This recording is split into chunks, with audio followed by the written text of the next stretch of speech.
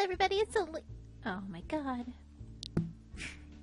Hello everybody, it's Alicia, and today we are going to discuss a question that I am asked probably more than any other question in Second Life, and that is, how do I adopt? And adopting in Second Life is one of those things that either can be one of the most rewarding and enriching experiences of your Second Life, or it can suck. You know, either way. But I have loved being a mom in Second Life. That's been one of probably my favorite thing that I've done. You know, I love my girls, and we just have such a good time together and all of that. And so a lot of people, you know, ask me, how did you do it? How did you adopt? How did you end up with these kids? So we're just going to try to very quickly go through this. I make no promises on the length of this video. Now, the first way that you can adopt in Second Life is to become their friend. Abby, I met through her old mom. I DJ'd a party for them. And Abby and I had a pretty good connection, like almost immediately when we started talking. She started coming to game nights that my sister would have in the backyard, and movie nights and things like that, and we just had a really strong connection immediately. And if things hadn't gone the way that they did, probably would have put on a lot of black like a ninja and gone and, you know, stolen her. Because she was, I don't know, I just felt like she should have been mine. But the way we started with her was, well, beyond the friendship, was she was looking for godparents. Now, godparenting in Second Life can be very cool, especially if you're just kind of looking to ease your way into the whole family thing, because you're not under any obligation to spend that much time with a kid. Unlike in real life, the godparenting in Second Life is not religious. I mean, I guess it could be, but usually it's not. Godparents are just there with the kids, and you know, if somebody needs a snuggle, or just, you know, it's somebody to check in on this kid when their parents are not around, and hopefully you become friends with their parents. If you don't, that's cool too, because, you know, your thing is with this child, so that's what you do. You know, but again, if you're looking to kind of ease your way into family life, think about being a godparent. It can be really fun. So with Abby, we were her godparents, and then eventually she needed to move in with us, so she did, and then a few months later, we asked her to be our kid, which was pretty awesome, and I think everybody cried. Now, with Birdie, we went through Heritage Adoption Agency. Heritage is a big place, and when you go to Heritage for the first time, you can be very easily overwhelmed. It's a lot to take in immediately, especially, you know, you walk in and there's stuff, and then you walk in more and there's like all these panels for people. You know, you're like immediately accosted with like panels for all these kids. Now, what you're going to want to do, look around the kids panels first. You'll click the panel, you'll get a card, you'll read the card. You know, if you decide that you like a kid, or, you know, you're thinking about that or something, you're going to want to fill out a parent application. Don't try to just like go in there and poach a kid. You know, do it, if you're going to do the agency thing, do it the right way. Now, you're going to get a folder, and it's going to have, you know, some other note cards, but it's going to have the parent application. And so what you're going to want to do is get this application and, you know, read everything that you got, and then start filling it out. And there are a lot of questions on these note cards. Fill these out as honestly as you possibly can. You know what? Because you're going to want to be honest. You know, to the best of your ability, you're going to want to be honest about what it is that you want and need and can give in Second Life. You know, if you're actually not in Second Life very often, like if you're only here 3 days a week for an hour, adopting may not be for you, and you might want to think about doing the godparent thing. if you still want to be like in the family community and have a kid and all that. But, you know, if you're here 7 days a week and you have 12 hours to give every day, hey, put that down too. Some kids are into that, some are not. It's really just going to depend on the kid. Okay, this question here: if the child has an adult avatar and or family, would you want to be part of that aspect of their life? Really think about that. We wanted a dedicated kid. We wanted a kid who was not going to be an adult, who was not going to make us grandparents. That was my big thing, so I don't want to be a grandparent. At this point in our family relationship, if the girls did decide that they thought, well, I would really like to try being an adult for a little while, we would, of course, still want to be part of their life. We would still want them, if they wanted, to take our last name and things like that. I would be very iffy on the whole, if they adopted thing, but I guess I would put up with it for them because, they're my kids and I love them. But the girls are very happy at being just kids, so not really worry about it too much. But, really think about if that's something that you would want or anything. On the role play question, really, really think about that too. If you are down with, as soon as the kid logs in, you're going to do stuff together as, mother and child or father and child, and you're going to have a meal together and you're going to have a tuck-in and bath times and, all that sort of thing, on a scale of 1 to 10, put down a 7 or 8. We always put 5 because that's kind of half and half. And, well, duh, obviously, 5 out of 10. Because, we enjoy doing things. When we go on vacation, we're a lot more immersed in the whole family role play thing.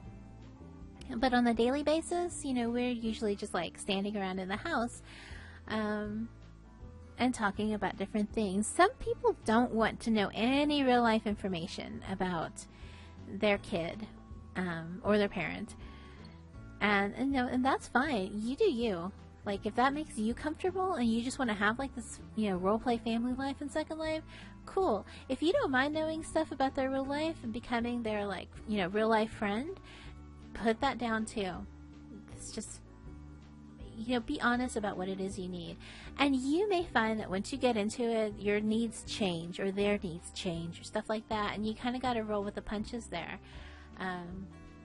If they need more than you can give, then you need to think about that too. Because sometimes that just means that you are not the right person for them. Or they're not the right person for you. But, just be honest about what it is that you think you want. If you're new to this whole thing, I would probably put down a 5. And you may find that once you get into it, you want something a little bit different, and you just have to tell the kid. And usually people can kind of either compromise or, they can find somebody else. How do you spend your time? Is this your main avatar? Do you play a kid avatar? If you play a kid, if you're adopting and you also play a kid, I don't know. I think it's probably easier if your kid is your friend when you're not being a parent. But if you really don't want to have anything to do with this kid when you are a kid, let them know, because otherwise it's just sketchy. And some kids are very offended if you don't want to have anything to do with them just because you're suddenly wearing a toddly-do body, So, just, be cool. How many kids do you want to adopt? I always say start with 1. Maybe you're cool with twins and stuff like that. So, but, mostly just get 1. Skype and Plurk.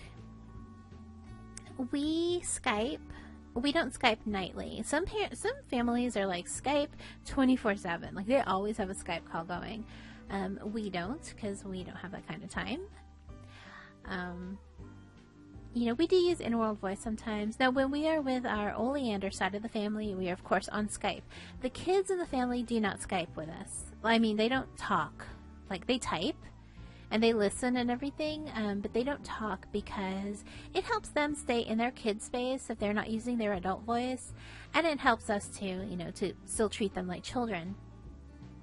There are some families that don't care, you know, just like whatever your voice is what your voice is, and, you know, they talk all the time. We choose not to do that because that makes it, you know, it just works for our family. Every family is different, and if that's the way, you know, if you never want to talk on Skype, don't talk on Skype. Nothing says that you have to.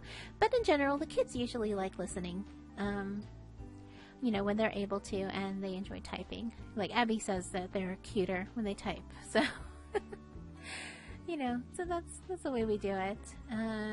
We all do Plurk, just so that we can keep in touch during the day, but like, the girls and Al and I, we all have Kik on our phones too, so that if we need to send messages to each other, we can do that. But of course, you know, you can text, you can do anything. If you don't want to have anything to do with the kid outside of Second Life, I don't know, put that down too. How important is fashion and style to you? Look, some of these kids look busted. I ain't gonna lie. They're busted. But if that doesn't matter to you, or if you want to help them change later, you know, cool, put it down. If you need somebody who looks great right away because you want to use them as a prop in your pictures, put down the fashion is very important to you. I'm raising 2 baby fashionistas, so if you're going to invite us anywhere, you gotta give us like 30 minutes because they need time to change. Alright, freestyle. Put down stuff in the freestyle section. Like, we always put down things like how long a trial is expected to last with us, being that we don't do week-long trials. We do long trials when we can. You know, even if you feel like on the second day, oh my god, this is my kid, do a longer trial. That is so important because you really, really, really need to figure out, like, does this kid work with your life? And they need to figure out if you work for them.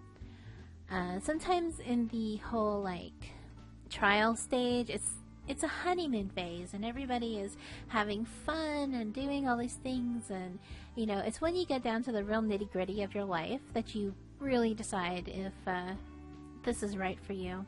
Sometimes it is, sometimes it isn't, but once you fill out your application, save it, and then you will go over to the parent side of Heritage. You will click on a panel, you will pay the panel. I believe it's 200 linden for a parent panel. You'll drag in your note card and then you'll put in a picture. This is not the time to be sexy. Do not put some naked picture, or you're on a pole, or you're straddling your man, or, you know, anything like that. This is not the time for you to show off all of that. Put a nice picture. A nice picture that shows your faces and isn't crazy looking or anything like that. Also, fix your profile because they're going to look at your profile. If your profile has you with, like, stuff dripping off your face and you're naked and your profile says things like, you know, I'm the baddest bee in the world and I hate everybody, they're going to pass you by. So fix your profile. If you do not have a picture for your panel, let me know and I will try to take a nice one of you that you know, very quickly, that you can put up on your panel and not look like some kind of low life. Seriously. You have to have a nice profile and a nice panel picture. So you'll put that in, you'll let it go. You do have to come every 48 hours to click on your panel to keep it active. In that time, though, you'll be looking at other panels for the kids. You know, if you find somebody that you like, you know, you like their note card and everything, click their panel, click like, or if you're not really sure, you can IM the kid and just say, hey, you know, I saw your panel, thought you were cool, let's talk a little bit. And if, you know, if they're agreeable to that, which they always are, or at least they should be, you know, you'll talk to the kid, then you'll hit like, and then you will start a trial with them. And the trial is, you know, where you get to know each other. I very much recommend that you have the kids live in your house. while you're doing the trial, because that's very necessary. To know, are you going to like having them there every single day? When you log in and they're there, are you going to, dig that? Go for a long trial, make sure everything is good, and then you can adopt your kid. And hopefully it works out. Sometimes it doesn't. If it doesn't, then I hope you can stay friends. But yeah, that's pretty much the whole adoption thing. If you have more questions, let me know. I will be happy to answer them for you. And that's, yeah, I mean, I don't say that I know everything about adoption in Second Life, but this is just how it's worked for us. So hopefully it works for you too, if you choose to go down that path. If you like this video, please give me a thumbs up and hit that subscribe button if you haven't already. I'm going to be doing another giveaway when I get to 500 subscribers, so yay! But until next time, I love you guys, and I'll see you soon.